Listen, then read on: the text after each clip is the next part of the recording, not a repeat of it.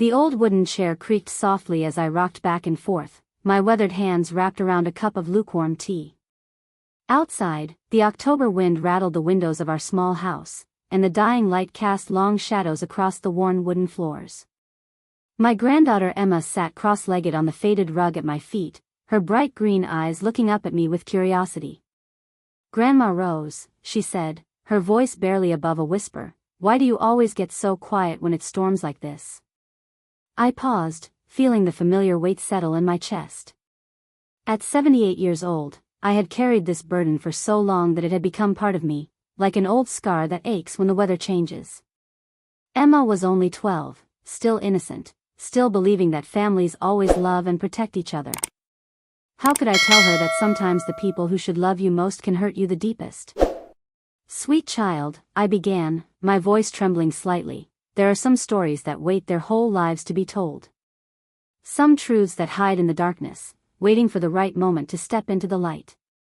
Emma scooted closer, her small hand reaching out to touch my knee.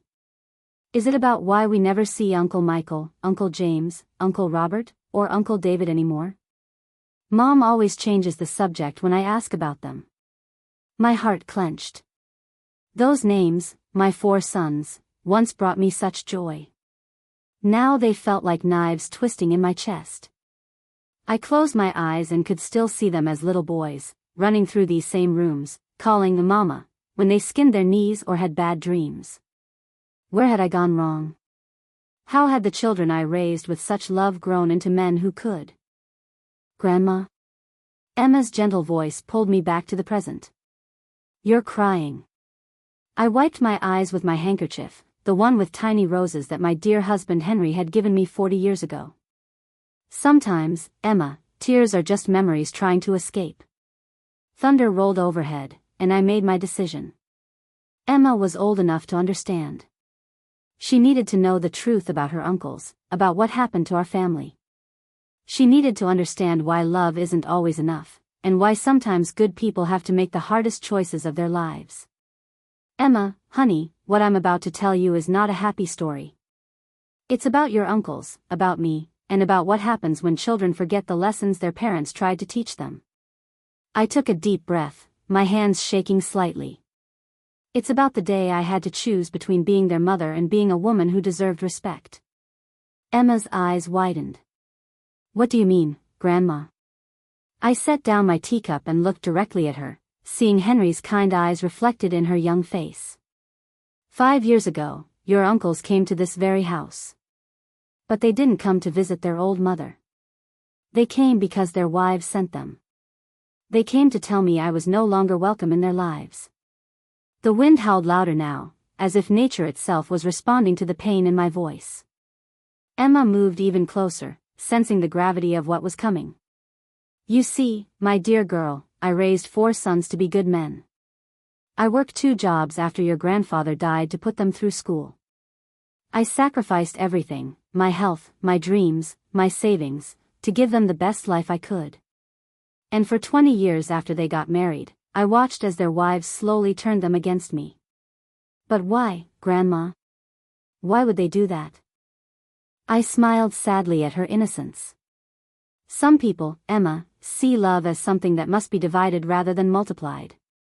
Your uncle's wives believed that any love their husbands had for me was love stolen from them. They couldn't understand that a man can love his mother and his wife both, differently but completely." Emma frowned, trying to process this adult complexity. "So what happened when they came here?" I closed my eyes, and the memory came flooding back as clearly as if it were yesterday. The knock on the door was sharp, demanding. When I opened it, all 4 of my sons stood there, but they wouldn't meet my eyes. Michael, my eldest, stepped forward. At 45, he looked so much like his father, but his face was cold, harder than I'd ever seen it. "Mom," he said, his voice flat and rehearsed, "we need to talk." I invited them in, offered them coffee, tried to hug them like I always did. But they stood stiff and uncomfortable in my living room, the room where I'd bandaged their cuts and helped them with homework for so many years. James, my 2nd son, cleared his throat. "Mom, our wives, they've been talking. We think, it's time for you to understand some things. My heart began to race.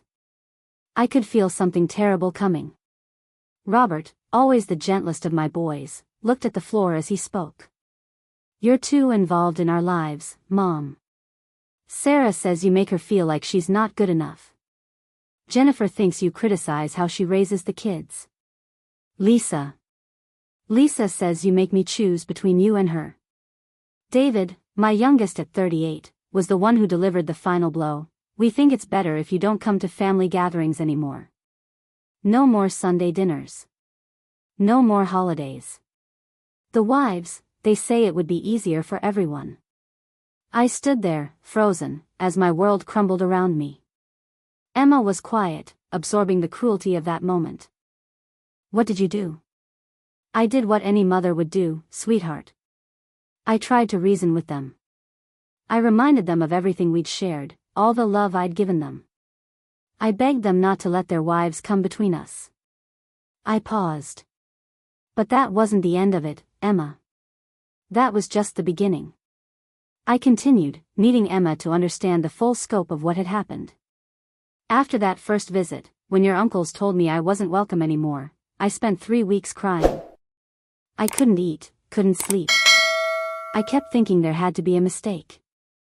These were my boys, the children I'd raised to be kind and respectful. Surely they would come back and apologize.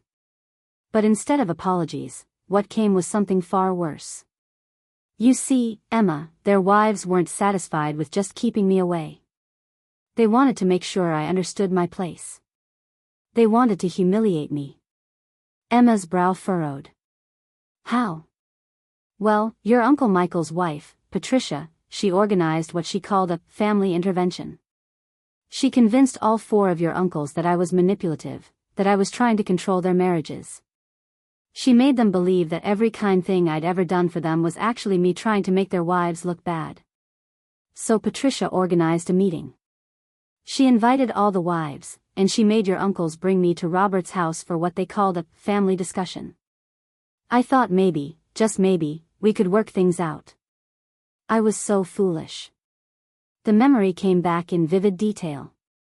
I walked into Robert's living room that cold November afternoon, carrying a tray of my homemade cookies, the same recipe I'd used for their birthday parties when they were children. All 4 of my sons were there, sitting stiffly on the couches, while their wives stood behind them like guards. Patricia stepped forward, her face cold as winter. Rose, she said, not even calling me Mom anymore, we need to set some boundaries. Of course, dear, I said, trying to keep my voice steady. I just want us to be a family again. Jennifer, James's wife, laughed bitterly. That's exactly the problem. You think you're still the center of this family. But these men have new families now. We are their priorities. I looked at my sons, waiting for one of them to defend me, to remind their wives of all the sacrifices I'd made. But they just sat there, looking anywhere but at me. Lisa, Robert's wife, was the cruelest of all. Rose, you need to understand something. You're not needed anymore. You did your job raising them, but that job is over. It's time for you to step aside and let their real families take care of them. Their real families? I whispered, feeling like I'd been slapped. I am their real family. I'm their mother. That's when Sarah, David's wife, said the words that broke something inside me forever. Being a mother isn't a lifetime appointment, Rose. You were useful when they were children. Now you're just, in the way. Emma gasped, her eyes filling with tears. They said that to you? I nodded. But Emma, that wasn't even the worst part. Because when I looked at my sons, my boys who I'd loved more than my own life, and waited for them to speak up for me, they said nothing. They just sat there and let their wives tear me apart with words. I started to cry. I couldn't help it. And I turned to Michael, my eldest, and I said, Michael, honey, please tell them. Tell them about all the nights I worked double shifts to pay for your college. Tell them about how I gave up my own dreams so you could have yours. And do you know what your Uncle Michael said to me, Emma? He looked at me with cold eyes and said, "Mom, you're being dramatic. No one asked you to make those sacrifices. That was your choice." Emma was trying to process this betrayal, this rejection that was so complete it was almost unbelievable. Then James said I was being manipulative by bringing up the past. Robert said I needed to accept that times had changed. And David, my baby David, he said maybe it would be better if I just moved away, somewhere far where I wouldn't be tempted to interfere in their lives. Patricia wasn't finished with me yet. She had one more knife to twist. She said, "Rose, since you're having trouble understanding, maybe we need to make this clearer for you." She made me stand in the middle of that room while each of my sons read from a list their wives had prepared. It was a list of every time I had supposedly interfered in their marriages, every gift I'd given that was inappropriate, every piece of advice I'd offered that was unwanted. Like a child being scolded, Emma. These were my sons, men I'd raised to be respectful and kind, and they were treating me like I was nothing. But the final blow came from David. My youngest boy, the one who used to crawl into my bed during thunderstorms, looked at me and said, "Mom, if you can't accept these boundaries, if you can't respect our marriages, then maybe you don't deserve to be part of our lives at all." That's when I knew, Emma. That's when I understood that the sons I had raised were gone, replaced by men who would rather please their wives than honor their mother. And that's when I made a decision that would change all of our lives forever. I stopped crying, Emma. I stood up straight, looked each of my sons in the eye, and I said something that I had never said to them before. I said, "Boys, you have forgotten who you are and where you came from. You have chosen to side with women who see me as their enemy instead of remembering the woman who gave you life. So be it. But remember this moment, because someday, when life teaches you lessons that your wives can't protect you from, you'll understand what you've lost today." And then, Emma, I did something that shocked everyone in that room. I walked over to each of my sons, kissed them on the forehead like I did when they were little boys, and I said, "I love you, but I won't let you treat me like I'm worthless. When you remember how to be the men I raised you to be, you know where to find me." But I wasn't allowed to leave with dignity, Emma. That's when the real ugliness began. That's when I discovered that my sons weren't just willing to abandon me, they were willing to hurt me physically to prove their loyalty to their wives. Emma's eyes widened in shock. "They hurt you?" I was walking toward the door, holding my head high despite my broken heart, when Patricia called out, "Oh no, Rose. You don't get to leave here acting like the martyr. We're not done with you yet." She told my sons that I was manipulating the situation by trying to leave with dignity. She said I was playing the victim and that they needed to make it clear that this behavior wouldn't be tolerated. Michael stood up first. My eldest son, the boy I'd carried to the hospital when he broke his arm at 10 years old, walked over and grabbed my purse from my hands. "You're not leaving until we're sure you understand," he said. And then James joined him. He took my coat. "Mom," he said, "you need to sit down and listen to what Patricia has to say." But when I tried to walk past them anyway, when I said, "I don't have to listen to anything from women who turned my sons against me," that's when something terrible happened. Robert, my gentle Robert who used to cry when he accidentally stepped on ants, he pushed me hard. I stumbled backward and fell into the chair. And when I tried to get up, David, my baby, my youngest, he put his hands on my shoulders and pushed me back down. "Stay put, Mom," he said. "You're going to sit there and listen until Patricia decides you can go." For the next hour, Emma, I sat in that chair while 4 grown men, my sons, stood guard around me like I was some kind of prisoner. And their wives took turns telling me exactly what they thought of me. Patricia called me a manipulative old woman who had never learned her place. Jennifer said I was pathetic and desperate for attention. Lisa told me I was the reason their marriages had problems.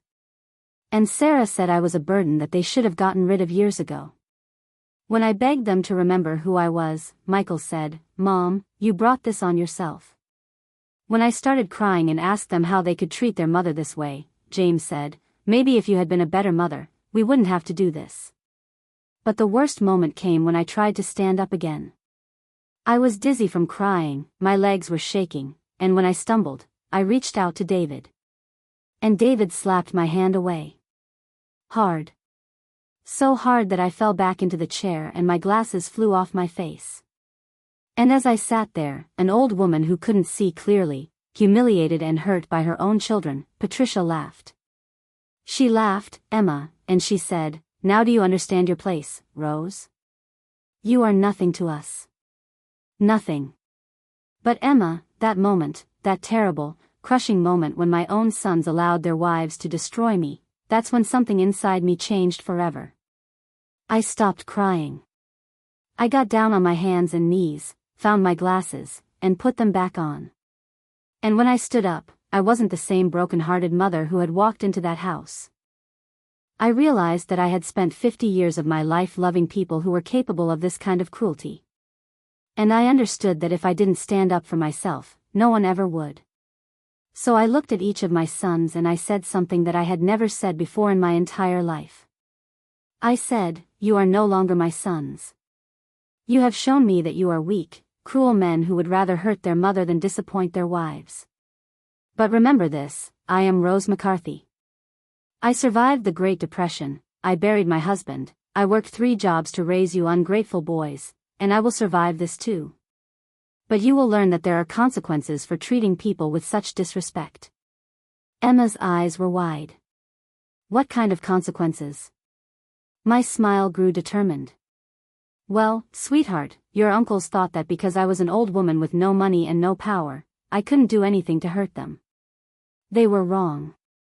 I went home that night and I made some phone calls. You see, Emma, when you've lived in a small town for 78 years, when you've helped neighbors and been kind to people even when they couldn't help you back, you build up something very valuable. What's that? Loyalty. Real loyalty. And information. It turns out, Emma, that Patricia had been cheating on Michael with her tennis instructor for 2 years. Jennifer had been stealing money from the charity she ran with the church. Lisa had been lying about her college degree on her resume for 15 years. And Sarah had been hiding a gambling addiction that had nearly bankrupted David's business. Emma's mouth fell open. You knew all of this? Small towns, sweetheart. People talk. And when you're kind and trustworthy, people tell you things. I'd known some of these secrets for years, but I'd never said anything because I believed in protecting my family's privacy. But I realized that they were never my family to protect. My real family was the people who treated me with love and respect. People like you, Emma. So I made sure that the right information got to the right people at the right time. Michael's law firm found out about Patricia's affair during their partnership review. The church board discovered Jennifer's theft during their annual audit. Lisa's employer learned about her fake credentials during a routine background check. And David's business partners found out about Sarah's gambling debts when the bank started asking questions. What happened to them? Within 6 months, Emma, all 4 of my sons' lives fell apart. Michael lost his partnership and Patricia left him for the tennis instructor. James lost his position at the church and Jennifer went to jail for embezzlement. Robert's wife was fired and couldn't find another job anywhere in town. And David nearly lost his business and had to declare bankruptcy. They suspected it was me, but they could never prove anything. And by then, it was too late. Emma was quiet for a long moment. Do you feel bad about what happened to them? I considered her question carefully. Emma, I feel bad that it came to that. I feel bad that my sons chose their wives over their mother. But do I feel bad about the consequences they faced? No, sweetheart. I don't. Because sometimes, Emma, people need to learn that their actions have consequences. My sons thought they could treat me like garbage and that there would be no price to pay. They thought that because I was old and alone, I was powerless. But they forgot something important. They forgot that I was the woman who taught them right from wrong. And when they chose to ignore those lessons, when they chose to be cruel and heartless, they discovered that I was also the woman who could teach them what happens when you forget how to be decent human beings. Emma joined me at the window. What happened after that? Did they ever try to apologize? Oh yes, sweetheart. When their lives started falling apart, when their perfect marriages began to crumble, they came back. One by one, they showed up at my door, asking for forgiveness, asking for help, asking me to fix what they had broken. What did you say to them? I told them the same thing they told me that day in Robert's living room. I said, you made your choices. Now you have to live with the consequences. Michael tried the hardest. After Patricia left him, after he lost his job, he came here crying like he used to when he was a little boy. He begged me to forgive him, said he didn't know what he was thinking, said his wife had poisoned his mind against me. And I told him, Michael, you're a grown man. You chose to let your wife turn you into someone who would physically intimidate his own mother. You chose to stand there while she humiliated me. You chose to say I brought it on myself. Those were your choices, not hers. Emma was quiet for a long moment. Do you think you'll ever forgive them? I sat back down and pulled Emma close to me. Emma, forgiveness isn't about them anymore. It's about me. And I've forgiven them in my heart because carrying that anger was poisoning me. But forgiveness doesn't mean forgetting. It doesn't mean pretending it never happened. And it doesn't mean allowing them back into my life to hurt me again. So you're happy now? I looked at my granddaughter, this beautiful child who still loved me unconditionally, and I smiled. I'm at peace, Emma. I learned that I'm stronger than I ever knew. I learned that I don't need people who don't value me, even if they're my children. And I learned that sometimes the greatest act of love is teaching people that their behavior has consequences. Emma hugged me tightly. I love you, Grandma Rose. And I promise I'll never treat you the way they did. I know you won't, sweetheart. Because you understand something that my sons forgot, that love isn't just a feeling. It's an action. It's how you treat people, especially when it's difficult. It's about respect and kindness and loyalty.